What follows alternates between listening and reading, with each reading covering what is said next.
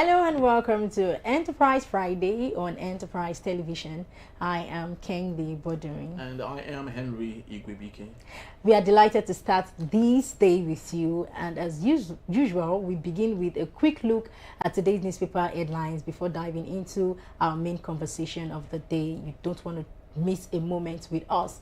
You can join the conversation by liking, following us on all our social media platforms at Enterprise TV7, and please don't forget to share.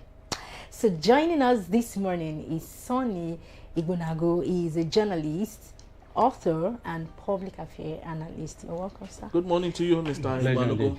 My pleasure indeed. So we do appreciate your time. Yeah.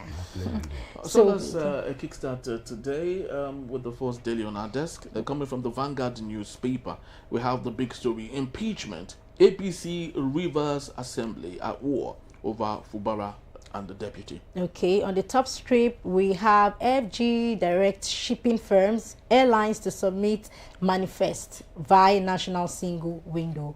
Nigeria attracts $14 billion of foreign investments in 9 months of 2025. We also have Nigeria attract $14 billion foreign investment. Okay, still the same thing. Yeah. Okay, we have U.S. Senate rebukes Trump over Venezuela.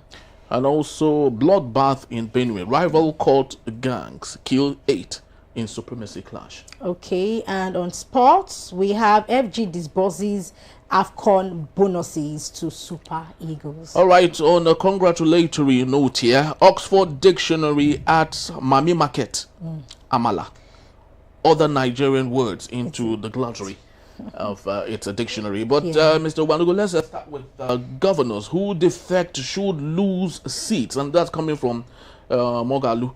At this point, we have overstated some of these things, and it makes good sense that if a governor defects from his party to another party for whatever reason, he should at least have that grace of saying, okay, let me lose my seat and maybe contest for another in another party. Do you work with that? Of course, it sits well with me, because that's the way it is. In other climes where political parties are supreme, that is what obtains. The individual is not bigger than the party is supreme. That is what happened in South Africa when you had Thabo Mbeki. Yes. When the party felt it was not doing well, the party simply asked him to go and brought Zuma. Yeah. And when Zuma also, in the party's own eyes, misbehaved, they asked him to go. Yeah, and he moved to another party So to buy again. that is the way it works in tenure climes.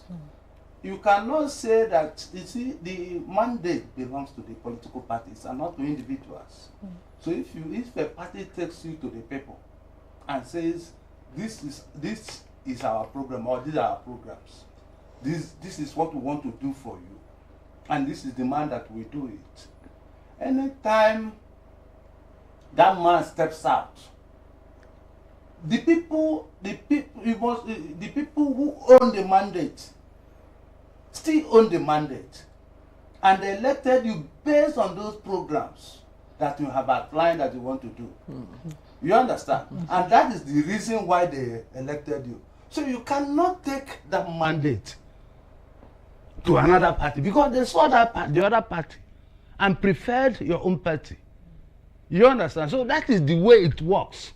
You cannot say, because I am governor and now decide where to go. If you move on your own and the party stays. That is the way it's supposed to be. So what Moralu said, I'm on all fours with him. But the point is that in Nigeria, what we have is a demonstration of grace, as Fela would say, not a democracy. You see, and so many things pass. So many things are allowed in our democracy. That is why one man can stand up and say, I made you, regardless of the people, regardless of the fact that votes are the property of the people and not a single individual. Of the people and not a single individual. That's one. This what you just said carried, in fact, weight a lot. Okay, sir. So, how does this instability impact, right? Or how does this ongoing instability impact the governance and security of Rivers State? Well, you can see that when somebody is distracted or destabilized, it is very difficult for him to concentrate, one. Secondly, you know, in Nigeria, you have to settle a lot of interests in order for you to have the stability to work. You understand? When this crisis starts, no matter how disciplined you are, there are certain interests that you must settle. And when I say settle, I don't mean by word of mouth. You must give them some package. It's traditional for us. If you go to see a king or you go to see somebody that is important, it is cultural that you must take something to the person. Definitely. And when a governor does that, he's not taking his personal money. He takes it from the state coffers. So that one is also part of it. So it eats deep into the state coffers when this crisis starts, because governors have to settle a lot of interests in order to remain in power to govern. So even if he says that he's a disciplined and incorruptible, there are certain extent that incorruptibility cannot work, because you have to settle interest. So apart from the distraction that, you know, when you go to bed, you can, instead of thinking of how to improve the loss of the people, you continue to think of how you are going to meander through the maze of crisis in your state. You understand? So that's a distraction in itself. So apart from it, you also have to eat into the state coffers in order to dilute some of these crises. Well, that's a very tall one, and we sincerely do hope that maybe a revisit of our constitution might correct one or two of the many shenanigans that we have as made possible by Nigerian politicians, sadly. But let's take a look at sporting activities, but this time from the context of politics. Federal government disburses AFCON bonuses to Super Eagles Finance Minister. Before this disbursement, Mr. Ibanugo, Peter Obi had made inserts on some of them, saying that it is utterly despicable that while the federal government under President Bola Ahmed Tinubu would write off debt of the NNPC amounting to trillions, but will the delay in paying bonuses to Nigerians making Nigerians proud? Bayo Ononuga, whom I would love to know you, who I would love to believe you know too well, said that Peter Gregory Obi called him Bitter Peter, Mr. Bitter Peter. Yes. So what's your take on this? Knowing that Bayo Ononuga during the days of military dictatorship was one amongst those like Peter Obi equally calling for some of these things. You see, it's a sad commentary on even journalism itself, because this is a profession where I have practiced for the past 34 years. So it's a sad commentary on journalism itself. You see, journalism is a profession where you have to win, you have to divest yourself of personal opinion and personal interests in order to advance the professional aspect of it and the cause of the people.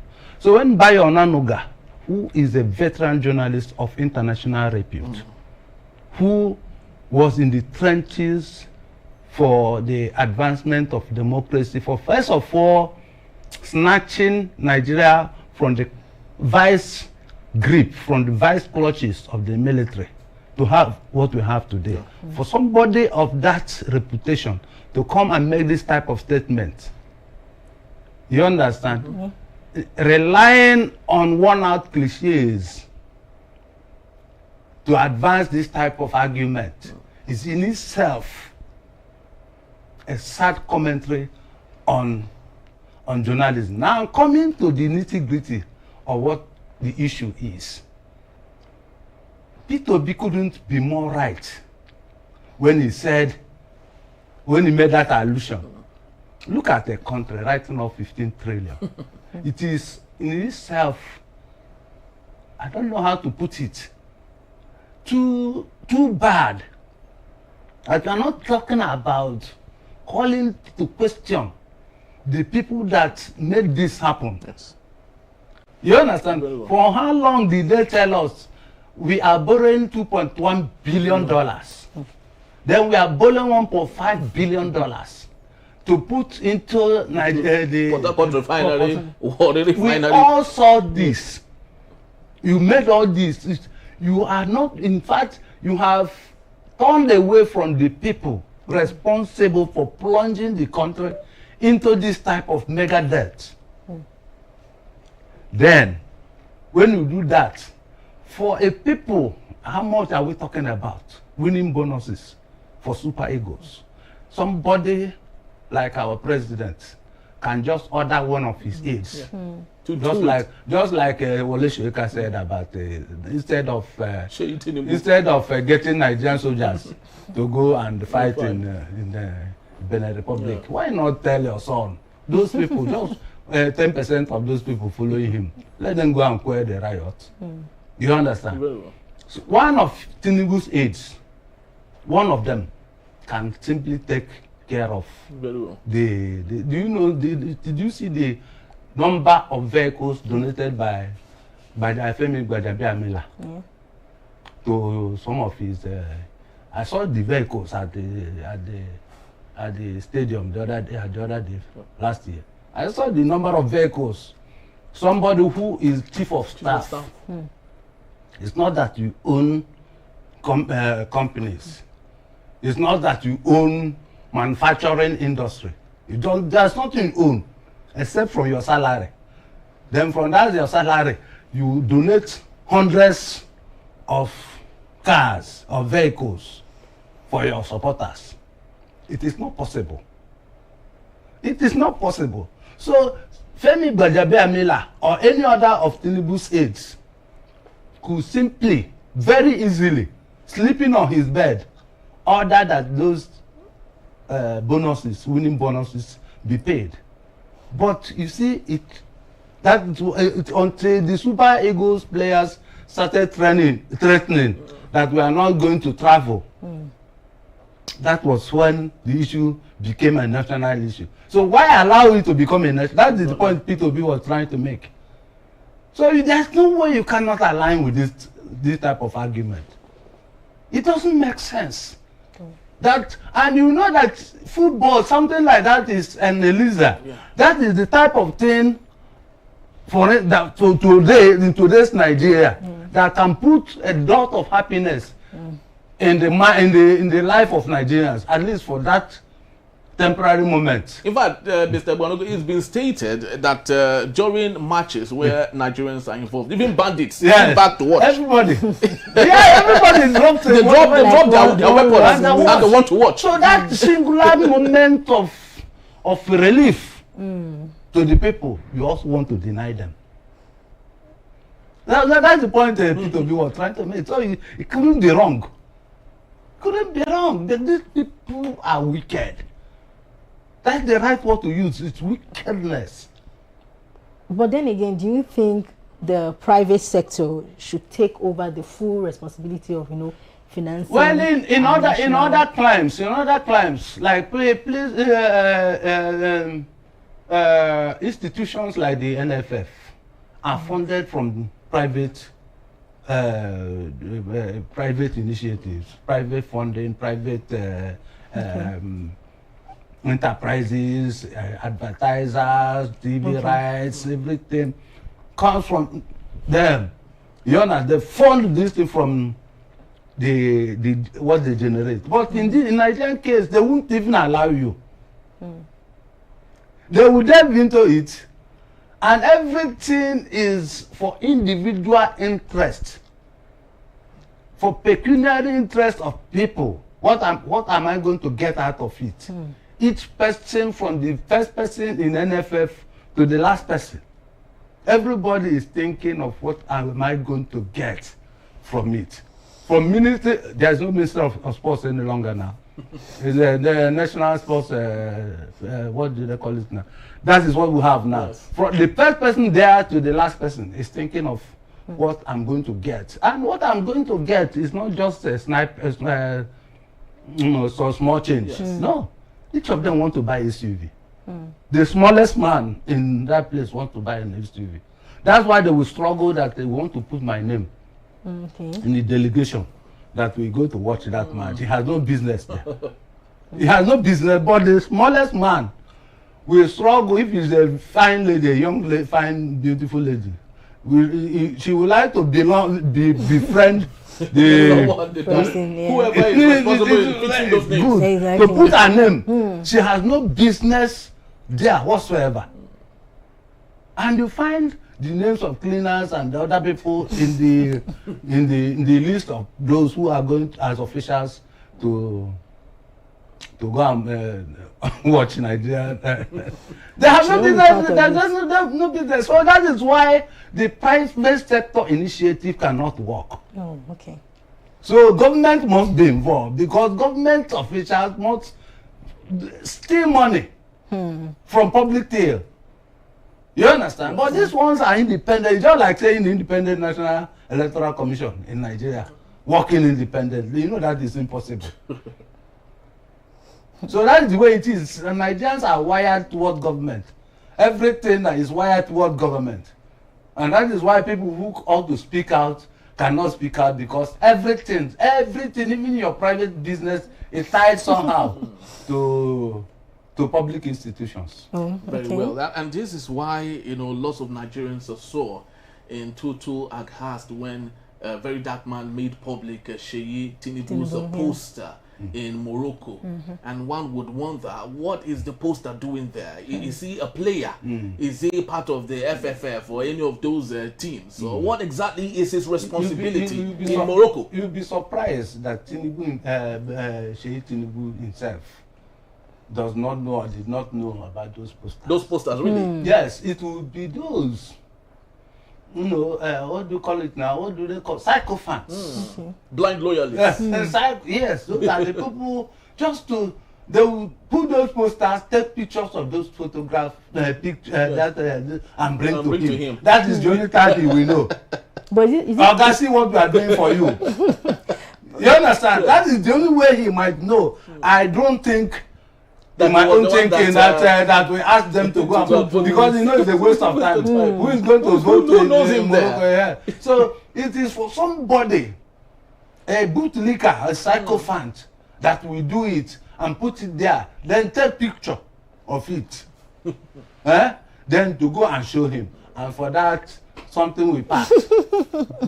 Yeah, you are doing well. You are doing well. Go and do more. You understand? Notwithstanding that if the table turned in the next second, that same man that is doing that eye service will turn 360 degrees against the same thing. That's the way it works here. That's the way it works. That is the funny aspect of it. I've seen it in my days in journalism. There's somebody, just because of an announcement on TV that this man is no longer this, addresses a press conference condemning the same man he was the ballet for. Well, it is not strange with the likes of Daniel Bwala, Reno Omoko, Femi Fani-Kayode. It's not strange that we have all of these things, blind loyalists all over the place, hoping to get what comes from the master's table, unfortunately. But sadly, this is debasing our democracy and setting us backwards rather than seeing ourselves to move forward. Just to let you know that Sonny Balugu will still be here to take us on our main conversation when we return. Political fast in Rivers as Fubara impeachment faces pushback. That in a beat. Enterprise Friday it is. Don't go anywhere. We'll be right back.